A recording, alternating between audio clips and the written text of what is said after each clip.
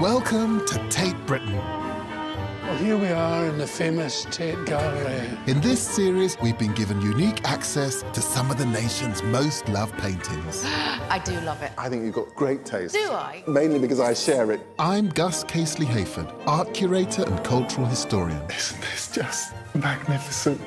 And I'd like to invite you into scenes of some of the most extraordinary paintings and remarkable landscapes. Oh my God, it's the same. All in the company of some very talented men and women. Part of me does go like, I could have done that. We'll walk in the shadows of these great artists. Put your hands behind your back, it gives you more authority.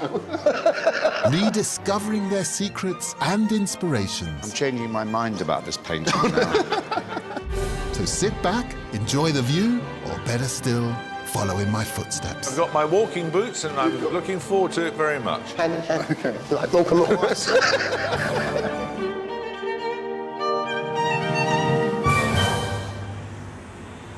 When I think of David Bailey, I think of the de facto visual chronicler of our time. And I need his help today to unravel someone else who chronicled a golden age, John Singer Sargent. He was the superstar portrait artist of the Belle Epoque. These were the heady days before the First World War, a time of decadence, extravagance, and social whirl, when the arts flourished. Degas was entranced by the ballet, Manet captivated by Parisian nightlife, and Sargent, as the portrait painter of the age, courted by the rich and the famous. Just like the photographer David Bailey, Sargent was at the forefront of it all. He may have been the man of the moment, but he was also an outsider, a complete enigma. So join me as I explore the world of two titans of portraiture. The only slight problem is, Bailey is a little bit skeptical of Sargent's work. And when I say skeptical, I mean he loathes him. Wish me luck. Bailey. Hi. Hey. Fancy seeing you here. Good. So you ready? Yeah, ready with a ladle. I mean, what sort of art really floats your boat, given a choice? Everything. Really? Yeah, like people that make gnome gardens. Really? Anything that sort of people love what they do, because that's art. Right. Just being a good painter is not art, it's just being a good painter. So what's the difference there, then? Magic. Magic. Yeah, which you can't explain. You know, most photographers just take pictures. I don't take pictures, I make pictures. And hope for the accident. The camera sees things that you don't see. Well, can I show you something? This is the Sargent that I want us to think about. This is Carnation, Lily, Lily, Rose. This is Tate's most loved painting, immortalized on countless postcards the world over. And you can see why. Dreamlike and wistful, it's a perfect snapshot of childhood. It looks like something from Alice in Wonderland. Travelling by boat down the Thames, Sargent observed two girls lighting lanterns on the bank at twilight, and he was transfixed. He became absolutely obsessional in his pursuit of recreating it. Painted at his artist retreat in the Cotswolds, he did dozens of studies and portraits. Sargent was determined to capture that very same light and would only paint in the 20 minutes each evening as the light faded into dusk. It may appear as if this was a moment chanced upon in a garden, but this painting took 2 whole years to complete. It's the idea of capturing a moment, of... It's a frozen moment. I want Yeah. to see what happened afterwards and before, if I see something like that, because he's not telling me. You're not a fan? Yeah, nice Christmas card. No, but what... But you have to doesn't mean think about... anything. You have to think Can I about... take my hat off? I know you've course, got if you would. continuity problems, but... Well, I mean, what- I'm not knocking his painting. There's nothing wrong with his painting. But you I think just his can't- approach isn't I can't... adventurous enough? It doesn't relate to me. I mean, he's just nice. He's sort of Netflix of 1885. It's perfectly well done and perfectly boring. But I want you to promise me something. You're Yeah. going to give him a chance. I am giving him a chance. Okay. And we'll go and we'll investigate. Hand in hand. Okay. Like Malcolm Morris. Serious art critic.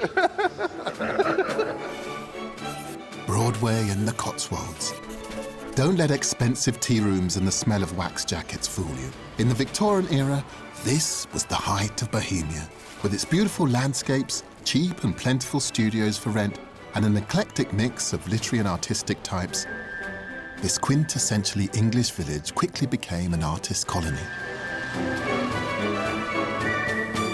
Even now, it seems pretty unlikely that this Cotswold village of Broadway would become the centre of something utterly magical. Our first walk begins at Broadway Tower, built by the Earl of Coventry for his wife so that they could light a beacon to each other between their homes. It's no wonder those romantics, the pre-Raphaelites, fell in love with its charm, and they used it as a summer retreat. We'll follow the breathtaking country path into Broadway Village, ending at Sargent's former studio, where he created Carnation, Lily, Lily, Rose. This gorgeous monument sitting on the top of a Cotswold ridge attracted a whole generation of artists. Burne-Jones, Rossetti, William Morris. And then it was discovered by a new generation of artists. Broadway must have been a hive of creativity, and Sargent adored the camaraderie it afforded. I've always thought the key to understanding John Singer Sargent is understanding his first few years. His parents are American, but he grows up in Italy, in France, in Germany, before settling in Britain. And that early nomadic lifestyle is something that it informs him, it makes him. Sargent considered himself an American, but the travel to a dizzying number of countries as a child was rootless, and no doubt led to a later feeling of being an outsider. This place was a sanctuary for him, and his studio, the place he created that artistic tour de force, Carnation, Lily, Lily, Rose, which is where I'm meeting Bailey. It's now a private home and in the hands of two Sargent devotees, Malcolm and Andrew. Hello. Hi. I'm Andrew. Hi, Andrew. So this is like a big cabinet of curiosity, isn't it? It is now. We're to blame for that. It's great. So this is the wow room. It is wow. But you have to note it was a barn when the artists lived here. So we're talking about John Singer Sargent. Edwin Austin Abbey and Yes. another artist, Frank Millett, Frank who's Millett. not so well known. Yes. But the painting, Carnation, Lily, Lily, Rose, was painted in the garden here. So in the winter, between the two seasons when he was painting it, the painting was stored up on the balcony there. And the story was that a pitchfork was put through it during the winter. Well, that was a hayloft. And when the Tate were restoring it the other year, they found the hole where the pitchfork had indeed gone through and proved the story was true. Gosh. It's funny, people always say Sargent was so clever that everything came easily to him. But with something like Carnation, Lily, Lily, Rose, you see that he deliberately tried to do something that was as difficult for him as possible and make it happen. You know, the real virtuoso, but it doesn't come easy. It's good. If you find something easy, try and make it difficult, and then you might find out something. You do. That's how you learn. I mean, the painting was staged in the flowers were all specially planted for it. Yes. Because Sargent sent the bulbs in the spring for planting so that they'd be ready for the painting in the summer. So it was set up rather artificially, even though it looks so natural. And he surrounds himself here with a group of Americans and intellectuals. Yes. And you get a sense that he felt safe whilst he was here. I think he felt safe. He was someone who was a public person but resented being a public person, who spent a lot of his time trying to please rich people and aristocrats, but wanted to really be with artists. You know what I'm Yeah, I told talking him. about. Yeah. You're a recluse as well in spirit. Yeah. Yeah. Well, No, in reality. yeah, and he was very shy. But I think from the point of view of Carnation, Lily, Lily, Rose, there were lots of children around, and I think he loved children. Yes. Because he didn't have much of a childhood himself. And I think being here surrounded by families, I think he loved that. And do you like it as a painting? What do you... Oh, I love it as a painting. Yes, I love it. And each time I see it, it looks different. Yeah. Well, we're all very lucky to have you two as the custodians of this very precious bit of our history. But there was a reason that Sargent escaped here to Broadway. He was running away from something, and that something was in Paris. Welcome to Paris. Nowhere else on earth has created and inspired more artists than this city. A wide-eyed Sargent arrived here aged 18, desperate to be part of this exclusive artistic community. John Singer Sargent was a man of singular ambition. And he knew if he was going to succeed as an artist, he'd have to do it here in Paris. Even aged 18, Sargent was utterly exceptional, and that talent was recognized by the dazzling Carolus-Duran.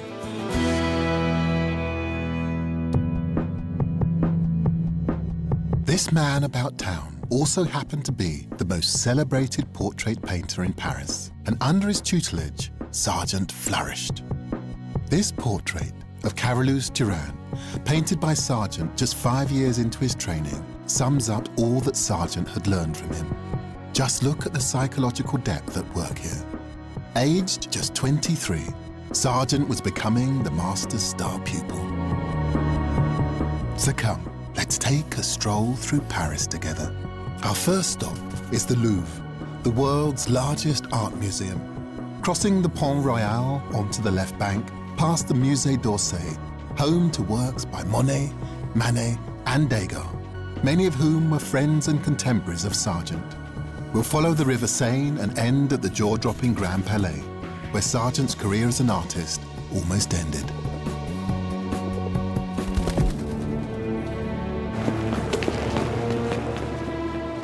There are some moments that only happen once in a lifetime, if you're lucky.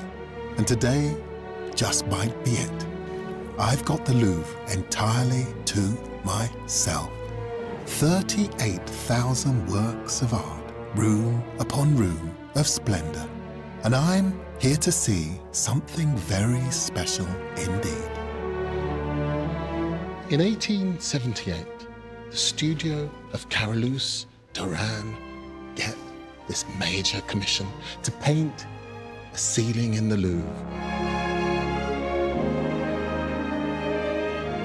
So Duran chooses his favorite student, John Singer Sargent, to partner him in completing this commission. And as a way of immortalizing this partnership, Duran paints Sargent into the ceiling. Up here, white, shirted, bearded, looking incredibly handsome and muscular. And Sargent paints his master, the two of them held in oil forever. But Duran hadn't foreseen the way in which the painting would be received. When it was unveiled, everyone celebrated Sargent's painting of Carolus-Duran. This was a moment in which the student surpassed the master. And if legend is to be believed, Carolus-Duran was so rattled by Sargent's rising accomplishments, he later crept into the Louvre with a ladder and a palette and removed Sargent's head from the ceiling. It's still there, of course, and what happened in the interim years is anyone's guess. But Sargent's mark on the Parisian art world was beginning to take hold.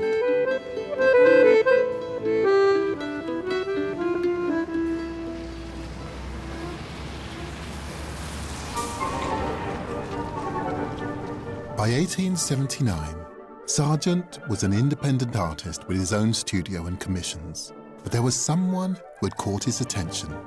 He became fixated with the idea of painting a society beauty, Madame Gautreau, and invited her to sit for him. This image scandalized the art world. Madame X, as a painting, it defines that period of his life, and not in a good way. And a woman who understands that scandal better than most is Tate curator Caroline Corbeau-Parsons. It's a big, big setback for him. He had clearly, I think, great plans in mind. And he thought he could get away with Madame X. He thought it would be a huge success. But she looks so real. It's a real woman. Why was it so shocking? Well, that's part of the problem. I mean, she really represented the femme fatale. And bear in mind that she's also American. Yes. So for a French audience, I think she represented all those things. And there's this blatant sexuality, which is so real as well. Very icy. You know, you can't touch her. And also, you know, you have to remember that at the time, the strap of her dress was down. So it was all very, very erotic. It's quite suggestive. Because there were so many negative comments. After the salon, he repainted the strap so that it would be vertical and so that the picture would be maybe more acceptable.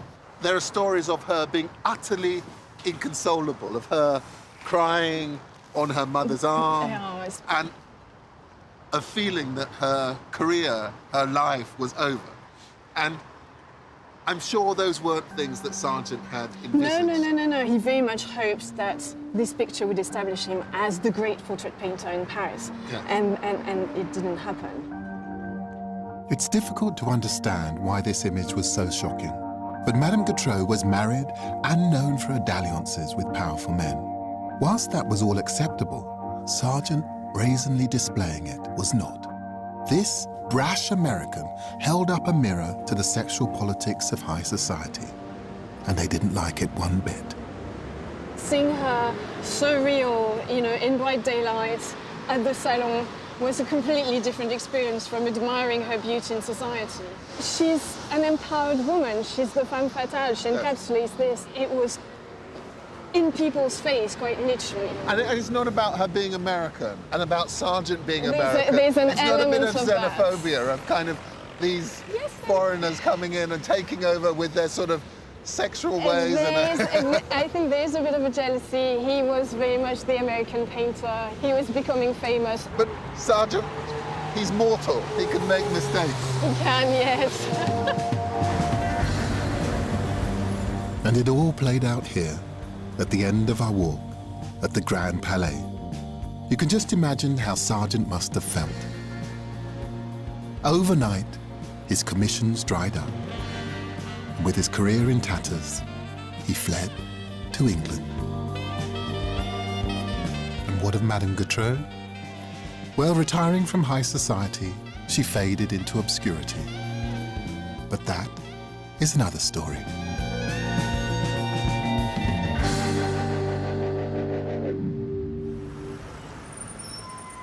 In England, Sargent expected the art world to be more receptive to his work. But even they didn't embrace him. His 1886 portrait, Mrs. Vickers, was voted the worst painting of the year by the Royal Academy. And the critics, well, they were savage. Throughout all of this, it was his friendships that sustained him, which is how he found himself at Ighton Moat in the Kent countryside. This medieval moat house was the unlikely home of Queen Palmer, wife of a Colorado Railroad millionaire. She commissioned Sargent to paint her teenage daughter Elsie, and this was the result. A young lady in white, hung next to the spot where Sargent painted her. It's the first time the portrait has returned to the UK in over 100 years. What do you think of Ighton Moat? Bit damp. Oh, there she is. Young lady in white. Elsie Palmer. Okay. Yeah, she looks all right, doesn't she?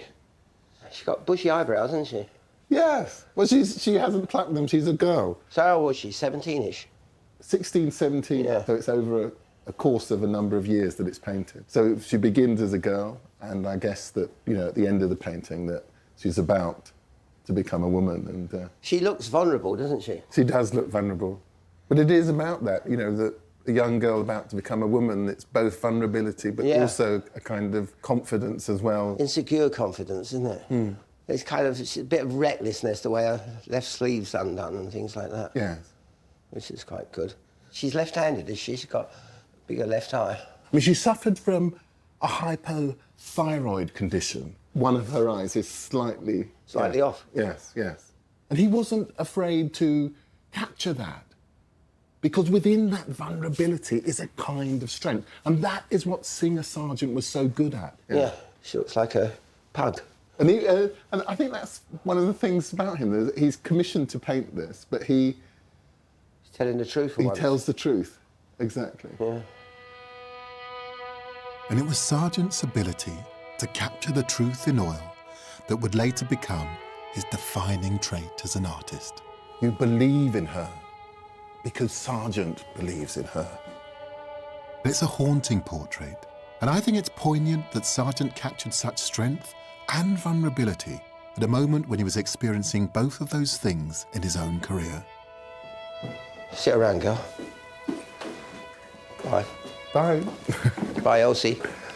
Sargent needed a break, and this painting was to be his salvation. Mrs. White was the ultimate socialite, and this hung in the dining room of her home. She was delighted with it. A perfect display of wealth, of class and breeding. Word spread, and when Sargent opened his studio in Chelsea, his career was about to be propelled into superstardom.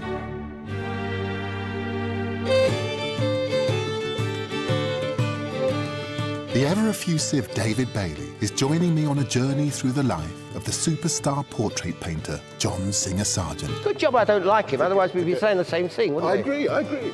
The artist who captured the great and the good of a gilded age. And if there's one place that transformed his fortune, this was it, Chelsea. In the 1880s, this was London's answer to the left bank of Paris, the epicenter of Bohemia.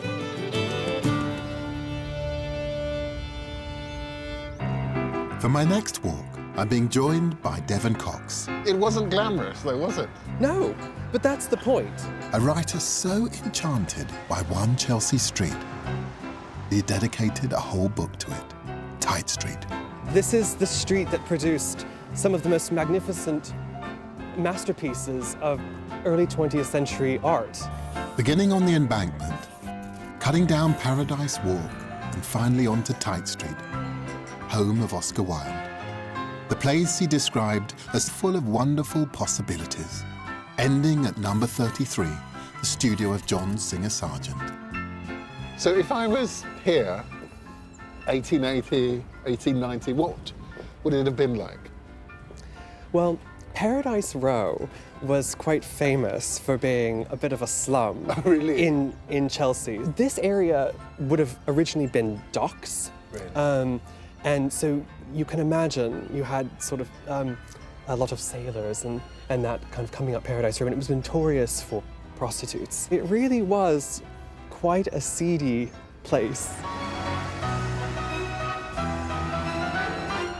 So when Sargent, he's coaxed into moving into Tate Street, and what would he have met when he moved in? When Sargent arrived, Tate Street was firmly established as the centre of Bohemian avant-garde London. So he would have been met by two of perhaps the most famous personalities of the time who were living here. One was the American artist Whistler, who was quite a celebrity in his day, and also Oscar Wilde. Two big personalities. And I feel like at the time that Sargent arrived, he had achieved acclaim in Paris, but I feel like it was really in Tate Street that he sort of achieves this monumental fame. Sargent was on the up, and whilst we know much of Sargent's professional life at this point, we know very little of his personal, except that he shared his studio for many years with Albert de Belroche, and they affectionately exchanged drawings of one another. The freedoms of Paris could be found here in London too. We know that the moral values in Tate Street were very lax. This was a street, you know, full of kind of raffish young men who lived with each other. There were prostitutes here. There were rent boys here. It really was almost like Sodom and Gomorrah beside the Thames here. So Sargent moves in down here. Yes. And to think it all happened here at his studio on Tate Street. Let's have a look. Bohemia, of course, is long gone. Sargent's former lodgings are now up for sale. They're stunning spaces, aren't they? It's just vast. At £15 million, furnished. Oh. I mean, the sorts of possibilities of the space like this, and not Absolutely. just for art. But They had an open door policy, basically. I mean, you can see that that was an artist studio, that was a theatre, that was an artist studio. You know, the studios were open 24 hours. Sargent was frenzied in his work, taking commission after commission. By 1898, the most famous art dealer in London, Asher Wertheimer, had instructed Sargent to paint his entire family. He worked so hard. I mean, he was doing up to 7 sittings a day. So it really became almost a factory of portraits, one after the other. And I can imagine this space with, you know, you have your studio props, you have your bergère chairs, you have all the recamier sofas, all the, you know, things that he used to stage his sitters in. But also stacked 10 deep, you know, were frames and uncompleted portraits, and the way Sargent painted is quite interesting. You know, you have the sitter kind of over there by the window, and your canvas is midway, and you would either paint with these really long brushes, but to get some of the detail, you would have to step back, look at the sitter, look at the portrait, and then from a distance, and then run up to the painting and, like, you know, do a shadow or something, or a, you know, a nostril or a glint in the eye.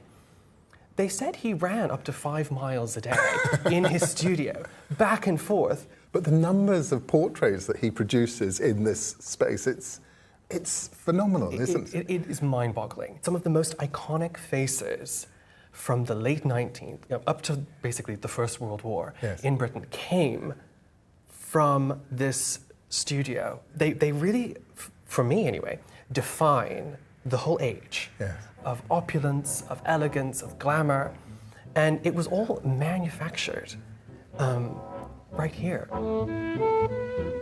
Take this portrait of the Mayer women, the diamond mining dynasty. Money drips through this painting, which is almost grotesque in its lavishness. Sargent could translate status and power like no other. His portraits were the Edwardian version of the rich list. There's a very famous caricature by Max Beerbohm, which shows the outside of Tate Street looking in, and you see Sargent in the window in this row of very elegant, very, you know, befurred and bejeweled and, you know, society ladies waiting to come in and get their portraits painted. He is a victim of his success. Although Sargent may have been an artist for hire, he certainly wasn't biddable. He didn't flatter, and sitting for him had its own air of danger. It was said being painted by Sargent was like taking your face in your hands. Ellen Terry actually said that, you know, Sargent goes, you know, beyond the real, and behind it is a whole social order. And I think that's so true. He somehow captures the human spirit so beautifully. And that is Sargent's genius. He captures the hidden of his subjects. Each sitter looks directly to the viewer, and the artifice of wealth and position fades. The paint disappears, and all you're left with is candor and vulnerability that we all recognize 100 years later. And what Bailey did from the 60s onwards was very much the same. It may not have been oil on canvas, but his pursuit of finding the heart, the soul, the truth of his sitters, no matter their wealth and status, was just as seismic a revolution. Bailey doesn't capture the icons of the age, he creates them. How I ever got into Vogue is with my accent, and because I remember they interviewed me, not Vogue, the BBC or somebody, and I went for an interview somewhere, some studio, and they said, when you speak, you must open your mouth very wide and pronounce. And by the time they'd finished with me, couldn't do the interview because I was so scared I couldn't talk like this.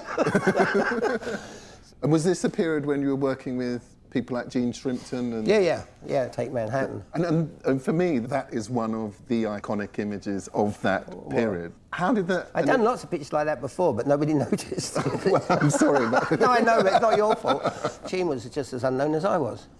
That was really the turning point in that kind of photography, I suppose.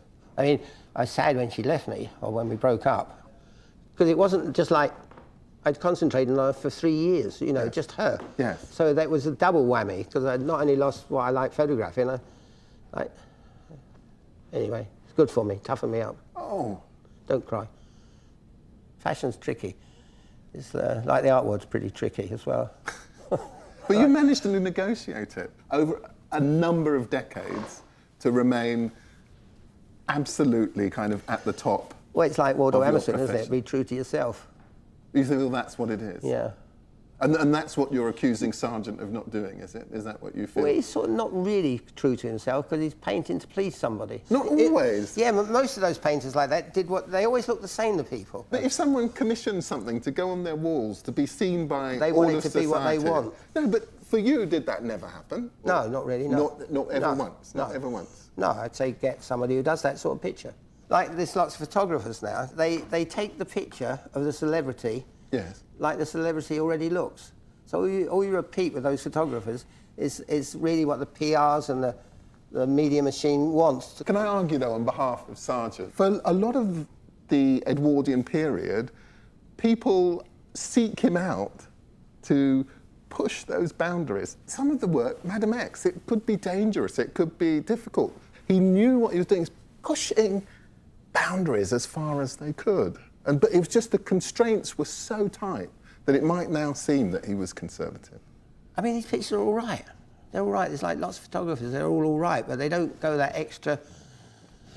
They don't gamble their reputations enough. You've got to push it all the time. I'm still pushing it. But you've reached 80.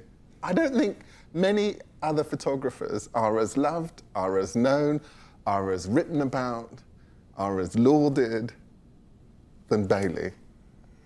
What are you doing tonight? I knew that's what this was all about. Had they met, I think Sargent and Bailey would have liked one another. Both were caught in a moment of zeitgeist, both defiantly committed to the truth in their work. Bailey might not be convinced yet, but there's a side to Sargent's work that I think he might respond to. The moment Sargent rejects the aristocracy for good.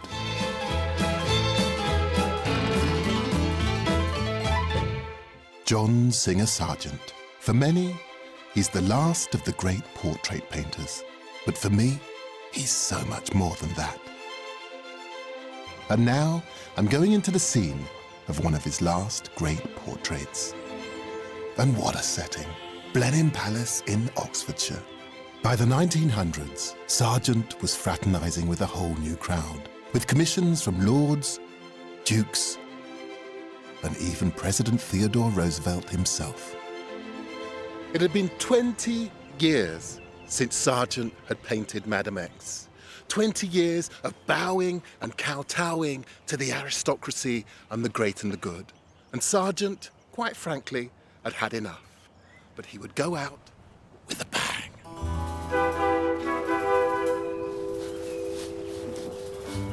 This portrait wasn't painted in his studio, but here on location at the Duke of Marlborough's family seat.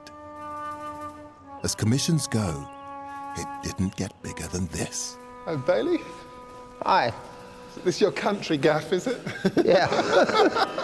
Oh, wow. Gosh, well, this passageway with some of the busts of the great and the good. Well, there's a few other descriptions you could use. But I mean, when you come into places like this, I mean, they're designed to impress. I mean, you can imagine Sargent coming in here, though. I mean, he must have... Well, I don't know. I must have found it incredibly intimidating. And what was it like for you? I mean, like, you've worked with the Queen and... The Queen was great. Hard worker. That your particular portrait of her is the most natural. Yeah. It's the one in which she actually looks like one of us. I asked not to have any crowns or thrones or anything. I just wanted to dress normal. But how did you get her to look so natural, just so relaxed? I mean, what did you... Well, if I told you, I'd kill you, and it's the Official Secrets Act, so I can't reveal it. And what's your security? Is it 5th level or 6th?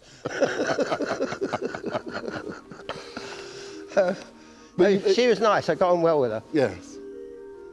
This is my last chance to try to salvage the reputation of what I think is one of the great portrait painters, John Singer Sargent.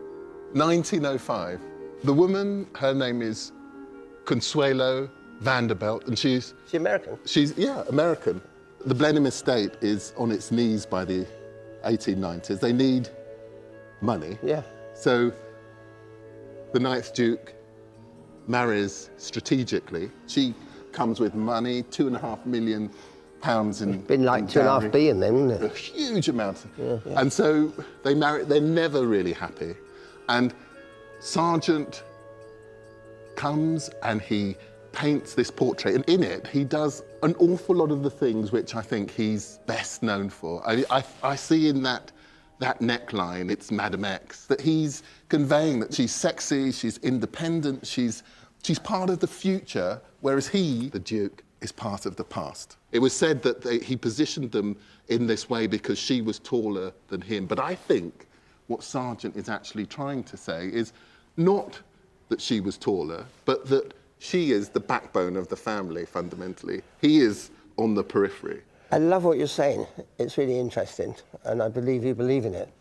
But if you did a snap at the time, a Polaroid, yes, you could read exactly what you just read into the Polaroid. It's your assumption. No, it's not my assumption. It's your assumption. It is. You're reading into something that's probably not there. No, because I can't tell all that by looking at that picture. No, but she would have known. Yeah, but that's no help to me. No, I think this is a pretty special painting, and I for me, that this was a man who was... Aren't you hot? Too much hot air, is it? No, it's good. It's all good. It's all good dialogue, but that's not necessarily true because I can't see it. I just see it as a kind of them getting bored standing still all day while they about painting. And perhaps that's Sargent's mastery at work, right there. There's a truth, if you care to see it. To be too overt would have lost Sargent the commission, but it's there if you stare long enough into the eyes. Just like the Pellerin children, on the surface, impeccably dressed and well-behaved, but linger a little longer. Their faces as sullen as animals in a zoo, stifled by the expectation placed upon them. Yeah, I think it's kind of a sad picture if you want. I think it's sad. Well, I'm sorry I haven't convinced you. No, don't be sorry. You've said a lot, but... No, but it's not just me. I mean, what... No, but there can be other wrong people as well. You're not uniquely wrong. Maybe I'm uniquely wrong. Hope so. In 1907, 2 years after this portrait was painted, Sargent closed his studio. At age 51, he was done with the mugs, as he described them. When asked for a portrait of Lady Radnor, his response was emphatic. Ask me to paint your gates, your fences, your barns, which I should gladly do, but not the human face. With the studio closed, Sargent embarked on a travel adventure. 1,000,000 miles from the opulent sitting rooms of the rich, Sargent did what he had always done in moments of crisis. Retreated into landscape, painting in the open air in a style he perfected through his lifelong friendship with Monet. And it's in his watercolours, free from the constraints of his studio, I think you get a truer picture of the artist himself.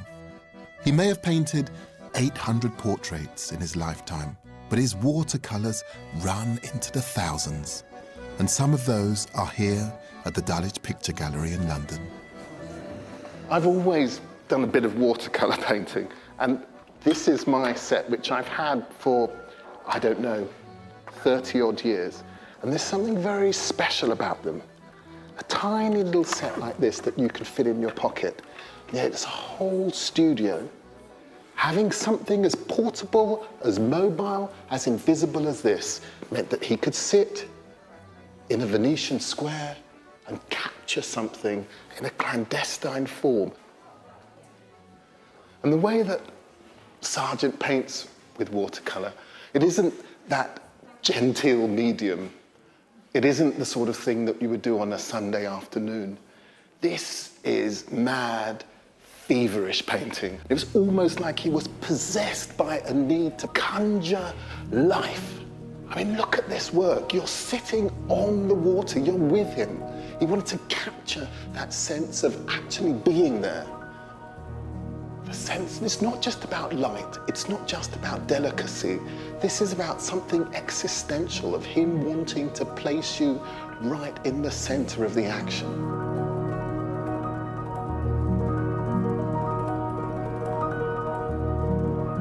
I mean, I know you're not a fan of Sargent's portraits. Not a fan. I'm sort of a bit indifferent. Right. But as Auden said, difference is the least we have to fear from man or beast. But he had this hinterland of watercolours. Oh, there she is, floating down the river. Yes. Just fell out the boat. I just love the speed with which you... Yeah, no, this is great. I love it. Yeah. But this was the work that he produced for himself. You've hit it on the head. That's why I'm not sure about his paintings, because he was painting for money. But this wasn't to please, and this was absolutely... No, this is because he did it for himself. Yes. Look at this. This is a bit naughty, isn't it? Yes. Well... Do you think he had lovers? Oh, gosh, yes. Cuddles? I think more than cuddles. Yeah. Super absolutely. cuddles? Yeah, super cuddles, yes. Quite outrageous for the sort of... This is in Europe. These are the men that he obviously used as models and possibly in other ways as well. The Sargent nudes, discovered after his death in 1925, are just another example of the hidden side to the artist we still know relatively little about. He never married, and his intimate letters were supposedly burned just after he died.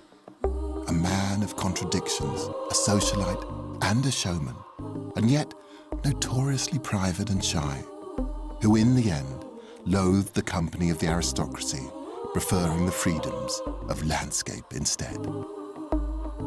No, these I like. I wouldn't mind one of these. This is particularly nice, isn't it? I'm so glad you like this. You come round to his watercolours. No, this I like. I wouldn't dash out and buy one. Probably couldn't afford it, but this is what I like most of what I like this. It feels instant. Maybe it wasn't instant, but the trick is to make it feel instant, isn't it? Yes, exactly. But I've loved spending this time with you. It's been such a pleasure. No, you're great. I love you. There's not many people you can talk to, is there? Thank you all very much for introducing me to this man. Oh, well, thank you. We it's been a privilege to meet him. Oh. I mean that. Oh. I don't like most people. I think Sargent was always way ahead of the curve.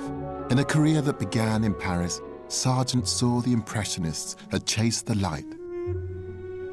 But he decided he was going after something else. Time.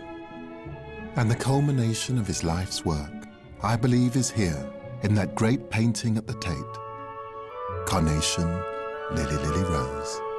A fusion of all his genius, combining portrait, landscape, and watercolour, resonant for all of us, and just like a Bailey photograph, timeless.